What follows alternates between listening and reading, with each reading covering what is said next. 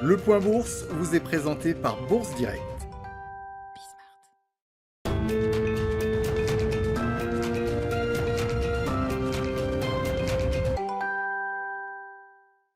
La tendance est toujours à la hausse sur le CAC 40 avant l'ouverture des marchés américains qui sont également attendus dans le vert, en croire en tout cas les contrats futurs sur les indices.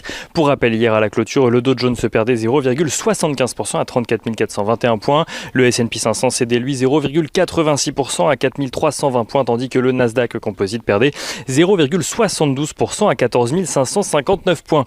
Des reculs donc des indices américains qui s'expliquent par un regain de volatilité sur la journée d'hier dû à la progression du variant Delta qui crée un contexte d'incertitude quant à la reprise économique mondiale, alors qu'un pays comme le Japon, par exemple, a dû instaurer un état d'urgence hier, quelques jours avant le début des Jeux Olympiques dans le pays. Un contexte dans lequel les rendements obligataires progressent légèrement par un mouvement de flight to quality des investisseurs. Le taux à 10 ans aux États-Unis remonte aux alentours des 1,33%, tandis que l'OAT en France revient vers les 0,03%.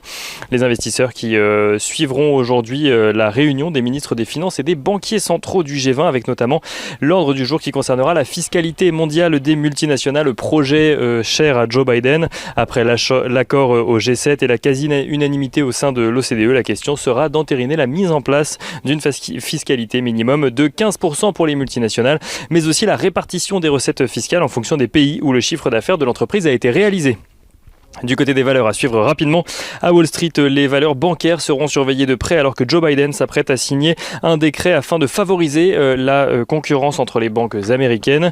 Et on note dans le textile à présent que Lévi-Strauss anticipe de son côté un bénéfice solide pour l'ensemble de l'année après un résultat trimestriel largement au-dessus des attentes grâce à un rebond de la demande.